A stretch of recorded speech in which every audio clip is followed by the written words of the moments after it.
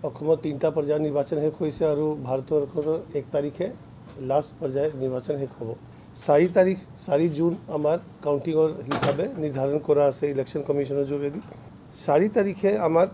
অসমত যে 50 election districts আছে তাতে মুঠ দেয়াৰ আৰ 52 কাউণ্টিং চেণ্টাৰ্ছ। কাৰণ নাগাঁও জিলাত 3টা কাউণ্টিং চেণ্টাৰ লোকেশ্যন বেলেগ বেলেগ আছে। তেওঁলোকৰ তাত মানে ডাঙৰ ইনফ্ৰাষ্ট্ৰাকচাৰ নথকাৰ কাৰণে তেওঁলোকে 3টা বেলেগ বেলেগ লোকেশ্যনত কাউণ্টিং চেণ্টাৰ গঠন কৰিছে। তেওঁলোকৰ যে 6টা সমষ্টি, তেওঁলোকে 3টা সমষ্টি এটা জেগাত, 2টা সমষ্টি এটা অনুষ্ঠানত আৰু এটা সমষ্টি এটা অনুষ্ঠানত। চ' দেয়াৰ টোটেল 52 কাউণ্টিং লোকেশ্যনছ মানে বা কাউণ্টিং চেণ্টাৰ লোকেশ্যনছ বুলি যদি মই কওঁ in Assam amongst 52 election districts. আমি এই লিষ্টটো আপোনালোকৰ লগত শ্বেয়াৰ কৰিম ক'ত ক'ত আছে। আপুনি এই লিষ্টত কিন্তু দেখা পাব, আপুনি টোটেল নম্বৰটো কাউণ্ট কৰিলে 59 বুলি দেখা পাব। এই 59টো কিয় আছে কি একে নামটো দুবাৰো ৰিপিট হৈছে। ধৰি লওক যেনেকৈ গোৱালপাৰা 4টা এছেম্বলি ছেগমেণ্ট আছে, তাত 2টা এছেম্বলি ছেগমেণ্ট গুৱাহাটী HPCত পৰে, 2টা এছেম্বলি ছেগমেণ্ট ধুবুৰীত পৰে। তেতিয়া একে নামটো দুবাৰ ৰিপিট হৈছে। সেইটো কাৰণে আপুনি মুঠ নম্বৰটো 59 বুলি দেখা পাব, কিন্তু একচুৱেলি কাউণ্টিং চেণ্টাৰ লোকেশ্যনটো 52 ইন 50 ইলেকশ্যন ডিষ্ট্ৰিক্টছ। এইকেইটা কাউণ্টিং চেণ্টাৰ লোকেশ্যন তাতেই আছে য'ত ষ্ট্ৰং ৰুম আছিলে। চ' এইকেইটা মানে য'ত পূৰা মেটেৰিয়েল ডিষ্ট্ৰিবিউশ্যন পিছত ৰিচিভ কৰা হ'ল। আপোনালোকে যেতিয়া জানে 3টা ফেজৰ যে নিৰ্বাচন হ'ল তাতেই ষ্ট্ৰং ৰুমৰ লগতে য'ত ষ্ট্ৰং ৰুম আছে তাৰ লগতে এই কাউণ্টিং চেণ্টাৰটো গঠন কৰা হৈছে। এই কাউণ্টিং চেণ্টাৰত এতিয়া কাউণ্টিং চেণ্টাৰত দুধৰণৰ আছে এবাৰ। কাৰণ এটা হ'ল কাউণ্টিং চেণ্টাৰ য'ত EVM কাউণ্টিং হ'ব, মানে ভোটিং মেচিন কাউণ্টিং হ'ব, আৰু এটা কাউণ্টিং চেণ্টাৰ আছে আৰু ডিষ্ট্ৰিক্ট খালী, মানে যে 14খন যে আৰু ডিষ্ট্ৰিক্ট আছে ৰিটাৰ্ণিং অফিচাৰ য'ত আছে, মানে ৰিটাৰ্ণিং অফিচাৰ আপুনি গম পায়, মানে য'ত আমাৰ ৰিটাৰ্ণিং অফিচাৰ আছে 14খন ডিষ্ট্ৰিক্টত, তাতে পোষ্টেল বেলেট কাউণ্টিং কাৰণেও এটা বেলেগকৈ কাউণ্টিং হলো আছে। মানে ধৰি লওক যেনেকৈ ধুবুৰী HPC, ধুবুৰী DC তাত ভোটিং মেচিন কাউণ্টিং কৰাৰ কাৰণেওতো প্ৰত্যেক এছেম্বলি ছেগমেণ্ট হিচাপে এটা হল আছে, বা 2টা হলো হ'ব পাৰে, য'ত মানে হলটো সৰু তেতিয়া 7টা টেবুল লগাই তেওঁলোকে মুঠ 14টা টেবুল কৰি লয়, 2টা হল কৰে। EVM কাৰণে প্ৰত্যেক ছেগমেণ্ট হিচাপে মানে 14 টেবুল থকা হল আছে, আৰু পোষ্টেল বেলেট কাউণ্টিঙৰ কাৰণে এটা বেলেগকৈ হল আছে। কিন্তু এই হলটো য'ত আৰু ডিষ্ট্ৰিক্ট নাই তাত নাই, মানে যেনেকুৱা ধৰি লওক গোৱালপাৰাত নাই, গোৱালপাৰাৰ কাৰণে আৰু নহয়, বঙাইগাঁও আৰু নহয়, তাতে মানে পোষ্টেল বেলেট কাৰণে কাউণ্টিং কৰাৰ কাৰণে হলটো নাই। নাও মানে কাউণ্টিং এৰেঞ্জমেণ্ট কাৰণে অলৰেডি আমি যে নিৰাপত্তা ব্যৱস্থা যে কৰিব লাগে তাৰ কাৰণে অলৰেডি DGP সাহেব আৰু প্ৰিন্সিপাল ছেক্ৰেটাৰী হোম 2 দিন আগত DCs আৰু SPs লগত এটা ভিডিঅ' কনফাৰেঞ্চ কৰিছে। আমিও মানে 20 তাৰিখেতো অলৰেডি আপোনালোকে যদি জ্ঞাত আছে 20 তাৰিখে 20 মে আমি প্ৰত্যেক DO আৰু ইলেকশ্যন অফিচাৰক গুৱাহাটীলৈ মাতিছোঁ। তেওঁলোকৰ ইলেকশ্যনৰ কাউণ্টিঙৰ ট্ৰেইনিং প্লাছ কি নিৰাপত্তা ব্যৱস্থা কৰিব লাগে তাৰ ক্ষেত্ৰত আমি মতামত কৰিছোঁ, আৰু তাৰ লগত আমাৰো যোৱাকালি এটা ভিডিঅ' কনফাৰেঞ্চ DC কেইজনৰ লগত আকৌ হৈ গ'ল। The broad principles which we will follow in counting arrangement is ki regulated entry of authorized personnel only. Action will be taken by the DOs and the SPs. It has been directed that one senior officer from civil administration and one officer not below the rank of DSP from police administration will be in the outer ring to make sure that no unauthorized person, মানে যাৰ মানে card থাকিব, সি counting staff on duty থাকিব পাৰে, সি RO থাকিব, observer থাকিব পাৰে, counting agent থাকিব, ৰাজনীতিক দলৰ মিডিয়া পাৰ্চনেল থাকিব, যাৰ অথৰাইজ কাৰ্ড থাকিব, তেওঁলোকেহে মানে সোমাব পাৰিব। বাকী কেইজন যাৰ অথৰাইজ কাৰ্ডটো নাই তেওঁলোকে সোমাব নোৱাৰিব। টু মেক চিয়'ৰ কি যে ইলেকশ্যনৰ ডাটাটো যে ফ্ল' কৰিব কমিশ্যন লৈ এনক'ৰ লৈ, তাৰ কাৰণে আমি অলৰেডি লিজ লাইন লৈছোঁ ডাটা ট্ৰান্সমিশ্যন কাৰণে, আৰু ছিকিউৰ্ড নেটৱৰ্ক, মানে উই হেভ ক্ৰিয়েটেড আ IP based network from where the data will be transmitted to the commission for security of the data. Software আৰু ট্ৰেইনিং ৰিলেটেড যিমান আমাৰ ট্ৰেইনিং আছে complete হ'ল। ইনফেক্ট 2 দিনৰ পৰা ড্ৰাই ৰান চলি আছে, আজি 3rd dry run on how to enter the data, dummy data, আৰু কেনেকৈ আমি ৰিজাল্টটো ডিক্লেয়াৰ কৰিম। মানে সেই আজিও মানে গোটেই অসমত 3rd টাইম আজি ডেম'টো, আজি ডেম' ভাৰ্জন ট্ৰেইনিংটো চলি আছে। দেন অলৰেডি আমি SPNৰ লগত মিটিং কৰিলোঁ। যেনেকৈ মই ক'লোঁ কি DGP সাহেবে প্ৰিন্সিপাল ছেক্ৰেটাৰী হোমৰ লগত আৰু SP কেইজনৰ লগত এটা ভিডিঅ' কনফাৰেঞ্চ কৰিলে। strict instructions have been given for maintaining outer perimeter security, the middle perimeter by SAP, and anyway inside perimeter is by CAPF. এইটো আপোনালোকে জানে আগৰ পৰা CAPF লগতে আছে ষ্ট্ৰং ৰুমৰ যে ইন্টাৰনাল প্যাৰামিটাৰ আৰু তাৰ বাহিৰে the as per guidelines of the commission the victory প্ৰচেছনছ মানে যদি হেভ বিন বেণ্ড আৰু সেইটো মানে ডিষ্ট্ৰিক্ট এডমিনিষ্ট্ৰেশ্যন আৰু পুলিচক নিৰ্দেশ দিয়া হৈছে কি সেইকেইটা একদম যে তেওঁলোকে হেৰি কৰে চ' that there is no unnecessary law and order situation created in the post counting scenario after the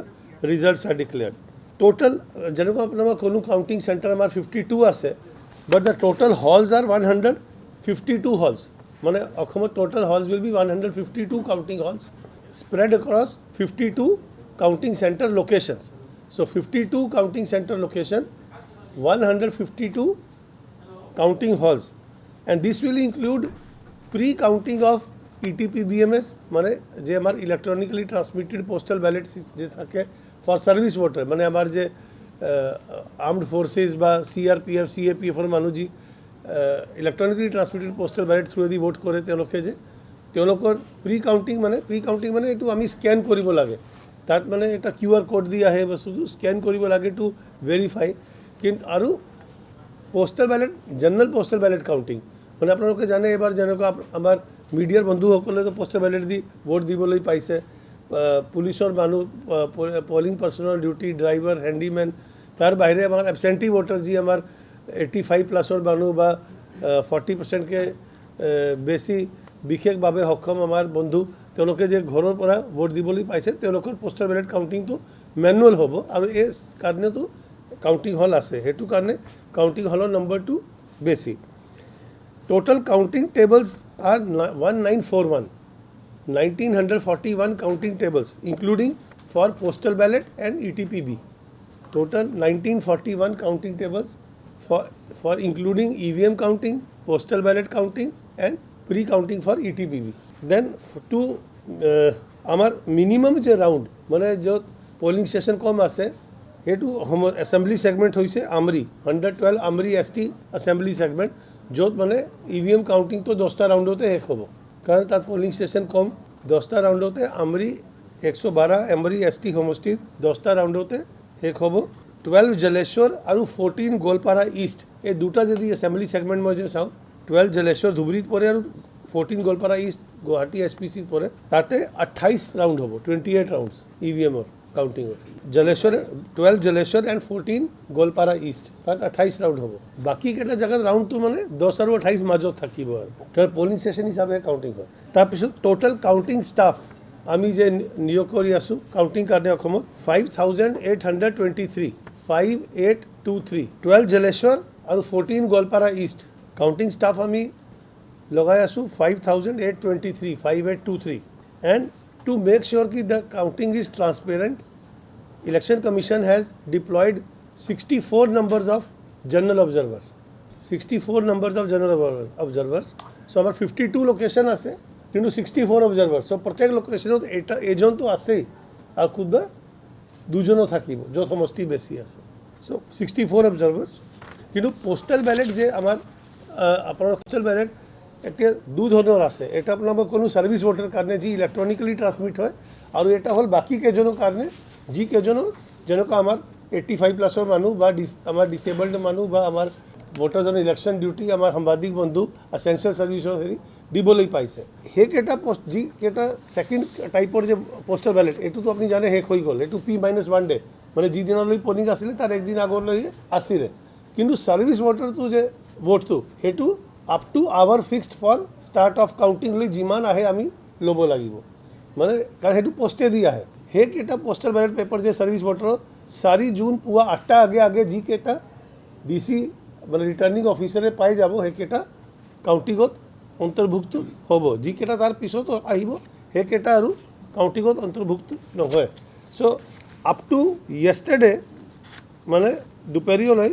আমি মোটামুটি 1,28,299 মানে টোটাল সব মিলাই মানে সার্ভিস ভোটারও আৰু আমাৰ এই যিকেইজন ধৰি লওক PFC ভোট দিলে পোস্টাল ফেসিলিটেশন সেন্টার ভোট দিলে জিলা যে ভোট দিলে 1,28,299 পোস্টাল ব্যালট আমি পাইছোঁ আৰু এই নম্বৰটো 4 তাৰিখলৈ বাঢ়িব নিশ্চয় কাৰণ আৰু আহি আছে ডেইলি ডাকেদি আহি আছে বস্তু 128,299 ডিষ্ট্ৰিক্টতো অলৰেডি 26 তাৰিখে তেওঁলোকে প্ৰত্যেকখন জিলাত ফাৰ্ষ্ট ৰেণ্ডামাইজেশ্যন অফ কাউণ্টিং পাৰ্চনেল কৰিলে, য'তে তেওঁলোকে নিজৰ পুলৰ পৰা 120% বাচিলে। এতিয়া 1 তাৰিখে যেতিয়া অবজাৰ্ভাৰ আহি যাব, তেওঁলোকে অবজাৰ্ভাৰ সন্মুখে আকৌ ছেকেণ্ড ৰেণ্ডামাইজেশ্যন কৰিব, য'ত তেওঁলোকে সমষ্টি এছেম্বলি ছেগমেণ্ট এলট কৰিব। আৰু 4 তাৰিখে পুৱা 5টা বজাতহে তেওঁলোকে মানে কোন মানুহ কোনটো টেবলত হেৰি কৰিব, কাউণ্টিং কৰিব, সেইটো 4 তাৰিখ পুৱা 5টা বজাতে অবজাৰ্ভাৰ প্ৰেজেঞ্চত ৰেণ্ডামাইজেশ্যন কৰিব, to make sure that nobody knows কি তেওঁ কোনটো টেবলত গৈ আছে। ইভেন সমষ্টিটো মানুহ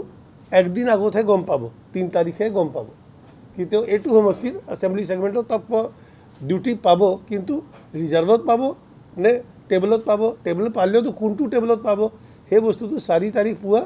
তেওঁ যেতিয়া কাউণ্টিং চেণ্টাৰলৈ পুৱা 6:30 মানত ৰিপৰ্ট কৰিব, তেতিয়াই তেওঁৰ হাতত সেই বস্তুটো দিয়া যাব, to make sure that the counting is totally transparent. আমি অলৰেডি আকৌ APDCL আৰু BSNL প্লাছ আদাৰ যে ছাৰ্ভিচ প্ৰভাইডাৰ আছে আমাৰ তেওঁলোকৰ লগতো কথা পাতিছোঁ। আপোনালোকে জানে এতিয়া চাইক্লন ৰিমাল পাছত অলপ বিজুলী আৰু ইণ্টাৰনেটৰ অলপ এই ভিতৰ ইলাকাত অলপ অসুবিধা হৈছে, স্পেচিয়েলি ৱেষ্ট কাৰ্বি আংলং, ডিমা হাছাও সেইকেইটা জিলাত বেছি অলপ ইনফ্ৰাষ্ট্ৰাকচাৰটো ডেমেজ হৈছে। চ' আমি সেইটো কাৰণে অলপ ষ্টেপ লৈছোঁ। APDCL লগতো আমি কথা পাতিছোঁ। APDCL has assured কি they will restore power to the counting centers within the next 48 hours wherever it is missing, and we have also made arrangement for generators, standby generator as well as inverter in each of the counting centers, so that there is no breakdown of the counting process due to power outage. কিন্তু অলপ internet লৈ অলপ হাফলঙত অসুবিধা আছে। So we have made some arrangement of putting an officer of Haflong in Karbi Anglong from in DFU only, since DFU DC is the RO of the entire HPC, so that the data can be entered of Haflong data can be entered by officer of Haflong from sitting from DFU. Because in Haflong mobile network is working,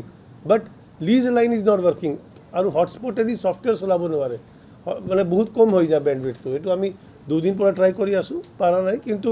we are still hoping, BSNL has told us কি তেওঁলোকে 2 তাৰিখলৈ চেষ্টা কৰিব কি restore কৰিব পাৰে। So' we are still hopeful that তাতে restore হৈ যায়, but otherwise we have made a plan B for declaring result for DFU HPC also'. Problems which may rise during counting, আৰু তাৰ কাৰণে কাউণ্টিঙত মেনুৱেলত মানে কি বস্তু দিয়া আছে। Y I want to bring to your knowledge and আপোনালোকৰ যোগেদি ৰাইজলৈ, so that কাউণ্টিং দিনত unnecessary এটা চাঞ্চল্য সৃষ্টিত নহয়। there may be 2-3 cases which can happen during counting. এক নম্বৰটো এনেকুৱা হ'ব পাৰে কি কিবা কেতিয়াবা মানে কি থাকে, প্ৰিজাইডিং অফিচাৰ তেওঁ কেতিয়াবা ক্ল'জ বাটনটো কৰাত পাহৰি গ'ল, মেচিন চিল কৰি চব আনিলে, 17 CO ভৰ্তি কৰিলে, ক্ল'জ বাটনটো বন্ধ কৰা নাই। তো যেতিয়া আপুনি ক্ল'জটো নকৰে, তেতিয়ালৈ আপুনি ইয়াতে যেতিয়া কাউণ্টিং টেবলৰ ৰিজাল্ট বাটন টিপিব তো ৰিজাল্টটো নোলাব। তো তেতিয়া গাইডলাইনো দিয়া আছে, যদি ক্ল'জ বাটনটো কৰা নাই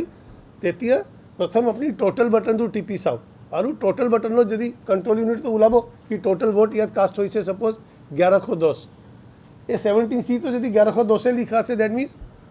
ঠিকে আছে, ৰাইট। তেতিয়া ক্ল'জ বাটনটো টিপি পেলাই ৰিজাল্টটো ওলাই দিব লাগে, ৰাইট। কিন্তু যদি এই টোটেলটো নিমিলে, ছাপ'জ CU তো ওলাই 1110, ফৰ্ম 17 C লিখা আছে ধৰি লওক 1050 বা 1010 কিবা বেলেগ লিখা আছে, দেন এই কণ্ট্ৰল ইউনিটটো বেলেগকৈ থৈ দিয়ক, সেইটো তেতিয়া কাউণ্টিং কৰিব নালাগে, সেইটো বেলেগকৈ থৈ দিয়ক। সেই ৰাউণ্ডত সেই কণ্ট্ৰল ইউনিটটো কাউণ্ট নহ'ব। কেতিয়া হ'ব মই পিছত কৈ আছোঁ। ঠিক এনেকুৱা হ'ব পাৰে কি কোনোবা প্ৰিজাইডিং অফিচাৰে এই মক পলটো কৰিলে, ক্লিয়াৰটো নকৰিলে মক পল, বা মক পল ক্লিয়াৰ কৰিলে কিন্তু VVPAT পৰা মক পলৰ স্লিপটো নোলালে, এনেকুৱা ভুল থাকি যাব পাৰে। তেতিয়াতো মানে এই বস্তুটো নিশ্চয় আপোনালোকৰ মানে স্ক্ৰুটিনি টাইমত ধৰা পৰিছে বা কাউণ্টিং টাইমত ধৰা পৰিব। তেনেকুৱা কেছতো লিখা আছে কি এই CU কেইটা বেলেগকৈ থৈ দিব লাগে, একবাৰ প্ৰথমবাৰ কাৰণে থৈ দিব লাগে। দেন এই কাউণ্টিংটো কেতিয়া কৰিব লাগে, তেতিয়া once the EVM counting is over, যেতিয়া EVM কাউণ্টিংটো শেষ হৈ গ'ল তাৰপিছত ফাৰ্ষ্ট কেছত দিয়া আছে কি য'ত মানে ধৰি লওক এটা কেছটো হ'ল কি য'ত মানে মেচিন পৰা CU ৰিজাল্ট ওলাব পৰা নাই, আপুনি বাটন টিপিলে CU পৰা ৰিজাল্টটো ওলোৱা নাই, সেইটো কেছত কি কৰিব আপুনি, য'ত মেচিনত মানে বাটন টিপিলে ৰিজাল্ট ওলোৱা নাই তাৰ VVPAT শ্লিপটো কাউণ্ট হ'ব। সেই কাৰণ CU পৰা বাটন টিপিলে ৰিজাল্ট ওলোৱা নাই, CUটো বোধহয় বেয়া হৈছে তেতিয়া এই CUটো ছেট এছাইড কৰিব, তাৰ VVPAT শ্লিপটো কাউণ্ট হ'ব আৰু VVPAT শ্লিপ মতে যি ৰিজাল্ট ওলাব সেই ৰিজাল্টে মানে আমি মানে টেলি শ্বীটত ফিল আপ কৰিম। This is first case. Second case was আপোনাক মই ক'লোঁ য'তে টোটেল লগত মিলা নাই, আপুনি টোটেল মাৰিলে বা মক পলটো ক্লিয়াৰ কৰা নাই, তো মানে টোটেল লগত যদি মিলা নাই মানে মক পল ক্লিয়াৰ কৰা নাই বেচিকেলি, বা শ্লিপটো থাকি গ'ল। ইন দ্যাট কেছ অলছ' এই VVPATৰ শ্লিপে কাউণ্ট কৰিব লাগিব, আৰু কাউণ্ট কৰাৰ পিছত তাতো বোধহয় মক পলৰ শ্লিপ সোমাই আছে, বুজিছে কেনে, তেতিয়া আপোনালোকে জানে প্ৰিজাইডিং অফিচাৰে এটা মক পল চাৰ্টিফিকেটো জমা কৰে। এই মক পল চাৰ্টিফিকেটত লিখা থাকে কি মই কেণ্ডিডেট একক ইমান ভোট দিছোঁ, কেণ্ডিডেট 2 ইমান দিছোঁ, কেণ্ডিডেট 3 ইমান দিছোঁ, টোটেল ইমান, তাত পলিং এজেণ্টৰ চাইনো থাকে সেই চাৰ্টিফিকেটত। তেতিয়া ধৰি লওক যি টোটেল ৰিজাল্ট ওলাব VVPAT শ্লিপ পৰা, তাৰ পৰা মক পলত যিমান ভোট সি দিছে সি তাৰ পৰা কাউণ্টিংছ পৰা মাইনাছ কৰিব, মাইনাছ কৰি তেতিয়া একচুৱেল ভোটটো কোনে কিমান পালে ওলাই আহিব, সেই বস্তুটো আকৌ ৰিজাল্ট শ্বীটত ভৰোৱা যায়। চ' সেই গোটেই বস্তুটো এই মেনুৱেলত EVM মেনুৱেলত পদ্ধতিটো দিয়া আছে। মানে মই কিয় এইটো বস্তু আপোনাৰ যোগেদি কৈছোঁ কি আপোনালোকে এই বস্তুটো জানিব লাগে, প্লাছ আপোনাৰ যোগেদি ৰাইজেও জানিব লাগে চবে, চ' ডেট আননেচেচাৰী কোনোবাইটো নাভাবে কি হ'ল যে তাৰ মানে যদি কিবা এটা বস্তুটো প্ৰিজাইডিং অফিচাৰ মানে ভুলৰ কাৰণে অলপ প্ৰচিজাৰেল লেপছ থাকি গ'ল, তাৰ কাৰেক্ট কৰা এটা ছিষ্টেম এটা গাইডলাইনত দিয়া আছে তাত। আৰু তাৰ বাহিৰে এইকেইটা VVPAT শ্লিপ কাউণ্ট হোৱাৰ পিছত আৰু এটা বস্তু আছে যি মানে মেণ্ডেটৰী কৰিব লাগে, আপোনাৰ চবৰ জ্ঞাত আছে নিশ্চয় কি প্ৰত্যেক এছেম্বলি ছেগমেণ্টত আমি ৰেণ্ডমলি ছিলেক্ট কৰি পেলাই 5টা পলিং ষ্টেচনৰ VVPAT শ্লিপটো কাউণ্ট কৰিবই লাগে প্ৰত্যেক ছেগমেণ্টত। মানে তো ধৰি লওক যে ধুবুৰীত 10টা এছেম্বলি ছেগমেণ্ট আছে, প্ৰত্যেক ছেগমেণ্টলৈ 5টা পলিং ষ্টেচন আমি ৰেণ্ডমলি বাচিব লাগিব। আৰু এই 5টা পলিং ষ্টেচন কোনটো হ'ব, যিকেইটা অলৰেডি এইকেইটা আমি VVPAT শ্লিপ কাউণ্ট কৰিলোঁ তাক বাদ দি পেলাই বাকীকেইটাৰ পৰাহে আমি ৰেণ্ডমলি ছিলেক্ট কৰিব লাগে। আৰু ৰেণ্ডমলি কেনেকৈ ছিলেক্ট কৰিব লাগে তাৰ গোটেই ছিষ্টেমটো দিয়া আছে, কি চাইজৰ কাৰ্ড বনাব, কেনেকুৱা লটাৰী ওলাব, মানে এনেকুৱা নহয় কি মানে মানুহ কোৱা মতে একদম কেনেকুৱা লটাৰী ওলাব, আৰু তাৰপিছত এই 5টা VVPAT শ্লিপৰ লগত মেচ কৰিব লাগিব। আৰু যদি কিবা মিছমেচ থাকে CU লগত, তেতিয়া VVPATত যি ওলাব সেই নম্বৰে তাত আনচাৰ শ্বীটৰ মানে টেলি শ্বীটৰ যে ফৰ্ম 20 ৰিজাল্ট শ্বীট আমাৰ তাতে এই নম্বৰটো যাব। তাৰপিছত ইয়াত দুটা বস্তু আছে, আপোনালোকে জানে কি আমাৰ ইলেকশ্যন ডিষ্ট্ৰিক্টটো 50খন আছে, কিন্তু আৰু হ'ল 14খন। So' under 1 RO there are 2 to 3 district election officers. So' প্ৰত্যেক DO য'ত RO নহয় তেওঁলোকে নিজৰ ৰিজাল্ট শ্বীট ফৰ্ম 20 পাৰ্ট 1 তেওঁলোকে পলিং ষ্টেচন ৱাইজ ডাটাটো ৰাউণ্ড ৱাইজ ট্ৰান্সমিট কৰিব to RO, and through RO আমি ইয়াত এনকৰত আমি দেখিবলৈ পাম আৰু অল ইণ্ডিয়া এই বস্তুটো দেখিবলৈ পাব। Once the non RO districts যেনেকুৱা ধৰি লওক বিলাসীপাৰা, গোৱালপাৰা, আণ্ডাৰ ধুবুৰী, তেওঁলোকে নিজৰ EVM কাউণ্টিংটো শেষ কৰি ল'ব, কাৰণ নন RO ডিষ্ট্ৰিক্টতো পোষ্টেল বেলেট কাউণ্টিং নাই, আপোনালোকে চবে বুজিছে। পোষ্টেল বেলেট কাউণ্টিংটো অকলে RO ডিষ্ট্ৰিক্টতে আছে। তো EVM কাউণ্টিং যেতিয়া শেষ কৰিব তেওঁলোকে ফৰ্ম 20 যে ৰিজাল্ট শ্বীট থাকে পাৰ্ট 1 ফাইনেল চাইন কৰি পেলাই, আৰু তেওঁলোকৰ তাত যে অবজাৰ্ভাৰ থাকিব তাৰ চাইন লৈ পেলাই তেওঁলোকে RO লৈ পঠাই দিব, চ' ডেট RO এই বস্তুটো ফৰ্ম 20 ৰিজাল্ট শ্বীটৰ পাৰ্ট 2ত এই সমষ্টি ৱাইজ ডিটেইলটো তেওঁ সামৰি ল'ব। আৰু তাৰপিছত যিমান গোটেইখন এছেম্বলি ছেগমেণ্টৰ তেওঁ টোটেল কৰি পেলাই তাৰ লগত তেওঁৰ তাত যে পোষ্টেল বেলেটৰ যে অংকটো ওলাইছে, কাৰণ পোষ্টেল বেলেটতো প্ৰত্যেক কেণ্ডিডেটে কিবা না কিবি ভোট পাব, সেই অংকটো যোগ কৰিহে ফাইনেল ৰিজাল্টটো ডিক্লেয়াৰ কৰিব। ইয়াত এটা বস্তু আছে, মই এটা বস্তু জাষ্ট ক'ব বিচাৰোঁ কি গাইডলাইনত বহুত বস্তু এটা ক্লিয়াৰ কি চিন্স ইট ইজ EVM আৰু EVMত মানে মেচিনতো আপুনি কাউণ্টিং যে হৈ আছে চিধা লগে লগে মেচিনেদি কাউণ্টিং হৈ আছে, so' the question of the recount normally does not arise. There is very bleak possibility of a recount because if there is no problem in any of the rounds, then at the end of the counting no such pretext can be raise कि recount तो लगे कारण मेसिनत अपनी प्रत्येक राउंडे satisfy हुए आपलोकर मानु sign करी गए आसे राइट किंतु एटा वस्तु गाइडलाइनत आसे कि यदि फर्स्ट और सेकेंड कैंडिडेट माजत जे डिफरेंस ऑफ वोट्स आसे is less than the equal to or less than the votes or very near the rejected votes of postal ballot कारण पोस्टल बैलेटते अपनी जाने रिजेक्ट होबो पारे वोट इवीएम तो रिजेक्ट वोट नहय आरो इवीएम बा तो वोट आसे बा नहीं रिजेक्ट बोली तो कथाई ना उठे राइट सो यदि difference between the first two candidates is very near to the number of rejected postal ballot papers then the guidelines say that the returning officer shall himself or herself personally verify each of the rejected postal ballot papers again to verify that whether they have been rejected properly by the ARO or not. Though ARO will also be a senior officer like ADC, तेओ माने तेनका ना होबो किंतु तथापि guideline लिखा आछे कि if that is very close or very near then RO will verify personally the rejected postal ballot papers and then only observer will give the permission to returning officer to declare the result. तो हे बस्तु तो यार गाइडलाइनों दिया से सो एक एटा गुटे बस्तु आमी जी अपना काजी कोई आसु आमी जेते 20 तारिखे 20 में जो बहिसु डीसी के जनक तेनका आमी गुटे बस्तु डिटेल के बुझाइसु केनेको तेनके करिबो लागिबो आरो आमी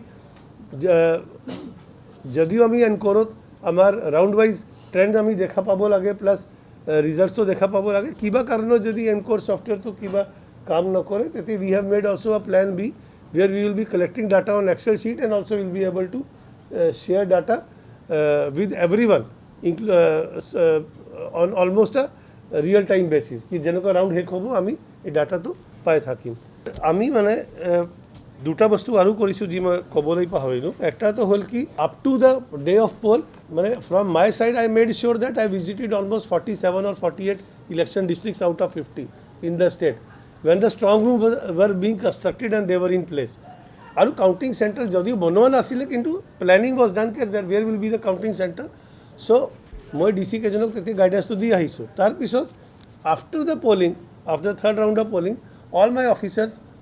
starting from Jimli Saikia Emily Baruah Gayatri Sharma Manabendra Bharali তেওঁলোকে বিভিন্ন জিলাত এতিয়া গৈছে including Barak valley upper Assam lower Assam তেওঁলোকে বিভিন্ন জিলাত গৈছে তাতে তেওঁলোকে কাউন্টিং সেন্টাৰ अरेंजमेंट নিজে চাই আহিছে য'ত তেওঁলোকে অলপ চেঞ্জ কৰাব লাগিছে চেঞ্জ কৰিবলৈও দিছে প্লাস সিকিউরিটি अरेंजमेंट्स যেনেকৈ মই আপোনাক ক'লো কি we had 2 rounds of video conferences with DCs SPs even DGP and principal secretary home also had one discussion on VC 2 days ago with everyone and wherever I have gone so one thing I can say with surety even jeti moi strong room sabulai goisu মই যেতে গাড়ী পৰা আমি strong room উৎসৱ গৈছোঁ CAPF মোক ৰাখি দিছে কি স্যাৰ আপুনি প্ৰথম সাইন কৰক সো মই ভাল পাইছোঁ এই বস্তুটো কি যদি ৰাখিছে মোক that means they are doing their duty appropriately without noting that কোন মানুহ গৈ আছে কোন মানুহ যোৱা নাই সো হেতু বস্তু মই খুব ভাল পাইছোঁ ইনফ্যাক্ট 2-3 প্লেসেস আই ইভেন মানে কমপ্লিমেন্টেড দ্য জওয়ানস দেয়ার কি আপোনালোকে খুব ভাল কৰিছে যদি মোক ৰাখিছে না ৰাখিলে বলদি মই আপোনাৰ প্ৰশ্ন কৰিলে হয় কি আপুনি মোক কিয় ৰাখা নাই तो मैंने CAPF is in charge of the strong rooms तेरोकर उसरत और गुटे CCTV coverage आसे and the major thing which we are doing now is during counting is 360-degree CCTV coverage for the counting process in the sense कि एकदम strong room पूरा जी रास्ता दी machine तो counting hall और दर्जा लोई आहिबो ए without break आमी कोई सु कुतु frame break होबो ना लगे DC के जनक कोई सु कि तेनको तेनके CCTV pathway लगाबो लागिबो so that footage of one merges with the footage of the next one so that if there is any complaint we have a footage available where there is no frame missing so he bostu to ami clearly direction DC ke janok disu aru I think sufficient force is there because the deinduction of force will take place around a week after the counting is over so etili force amar tat ase at least till around 11th 12th amar loi force ase नहीं মানে এনেকুৱা হৈছে এটা কিবা complaint আহিছে এটা কি নলবাৰীত কিবা মানে কিবা সিকিউৰিটি ব্ৰিজ কোনবা কৈছে কি হৈছে there was some allegation by one renowned আমার সিনেমাটোগ্রাফার শ্রী লুইত বর্মন কি কিবা তাত হৈছে নেকি তেনেকুৱা then we thought that we should given independent inquiry, and so we asked the principal secretary home to conduct the inquiry. कारण माने आमी सीओ ऑफिस तो इनवॉल्व पार्टी हो जाबो, सो आमी कोइसो आमी निजे न करू आरु मोर सब जूनियर ऑफिसर वर junior to DC, so we thought कि let principal secretary home do an inquiry. Independent inquiry was conducted by by principal secretary home himself, and then he heard the complainant, the DC, the SP, all the important stakeholders. The most important stakeholders are candidate, their election agent, and political party representatives. They are the biggest stakeholders in the entire thing. तो मैंने अभी तक जे report to पालू ताते मैंने one thing is very clear from Principal Secretary Home's report that there is no security breach so far as EVMs is concerned, though there were some other irrelevant issues which were not connected with the security of EVMs. So we have highlighted those issues to already Election Commission in the as per the report of the Principal Secretary Home, and let Election Commission take a call if they have to take a call, because we have already sent the entire thing to Election Commission now. नहीं बराकत मैंने मैं एक बस्तु कबले जाऊँ बराकत मैंने आमार दुजन officer गए आहिसे बानो स्थिति आसे किंतु स्ट्रंग रूम बा काउंटिंग सेंटर लई कोनो असुविधा নাই মাজত এটা কথা হইছে কি মানে আরকে নগর যে স্ট্রং রুম তার 5 ইঞ্চ 10 ইঞ্চ তলৰ লৈ পানী তো আহি গৈছে কিন্তু তাৰ পিছত পানী তো ওলাই গল আমি তথাপিও ইলেকশন কমিশন পৰা এটা পাৰমিশন লৈ থৈছো কি যদি লাগে আমি এই স্ট্ৰং ৰুম তো আৰকে নগৰ কেন্ডিডেটক মাতি আনি তেওঁলোকক ভিডিওগ্ৰাফি কৰি ওপৰৰ তলাত শিফট কৰিব পাৰো আমি এটা বনায়ও লৈছো কিন্তু পানী তো নামি গৈছে মই যোৱাকালি ৰাতিও ডিসি লগ কথা পাতিছো সো তাতে মানে এতে মেজৰ প্ৰবলেম আছে আমাৰ তাৰ ৰাস্তা তো মানে বাৰ বাৰ বন্ধ হৈ আছে সোনাপুৰ পৰা communication is the only issue কিন্তু তাৰ ইন্টাৰনেটৰ অসুবিধা হোৱা নাই ফাইনাল অনাউন্সমেন্ট তো আৰো কৰিব ৰিটাৰ্নিং অফিসার আরো মানে 14খন জিলাত য'ত মানে নমিনেশন লৈছে 14 মানে আপনি যদি আরম্ভ করে ধুবুৰী কোকৰাঝাৰ বাৰপেটা দেন গুৱাহাটী ওদালগুৰি নগাঁও ডিফু পিছত আমি এফালে গলো যোৰহাট ডিব্ৰুগড় লখিমপুৰ শোণিতপুৰ কৰিমগঞ্জ কাছাৰ গোলাঘাট তো ৰিজাল্ট তো তাৰ পৰা ডিক্লেয়াৰ হ'ব কাৰণ কম্পাইলেশ্যন তেওঁলোকে কৰিব লাগিব ট্ৰেন্ড তো আপনি 3-4 ঘণ্টাতে গম পাই যাব মানে কাৰণ যদি আমি চাওঁ পোস্টাল বেলেট 1,28,000 মান এতিয়া হৈছে না 1,28,000 মান হৈছে সো সমষ্টি হিচাপে 14 ভাগ কৰিলে তো মানে এটা সমষ্টিত 8-10,000 হ'ব কিন্তু কিবা এটা সমষ্টিত বেছিও আছে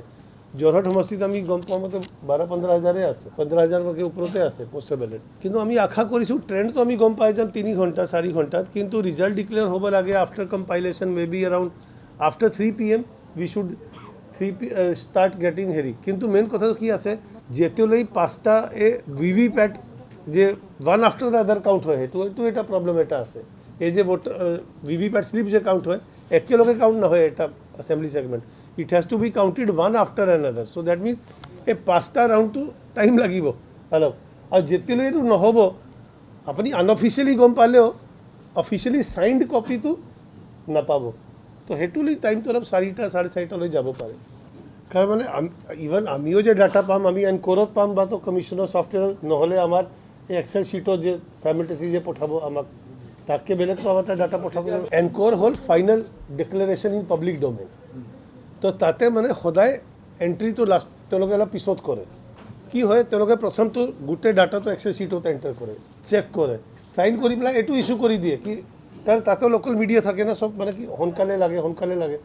কৰাৰ পিছত আমাকো দি দিয়ে কিন্তু এনকোৰত মানে তাৰ পিছত যেতিয়া শিওৰ হৈ যায় তো ঠিক আছে তেতিয়া ভৰাই কাৰণ এনকোৰত আপনি একবাৰ ভৰাই দিলে হেতু তো মানে গোটেই পৃথিৱীত দেখা পাই আছে ওয়েবসাইটত মানে মানুহ আপনি তাৰ পিছত আকো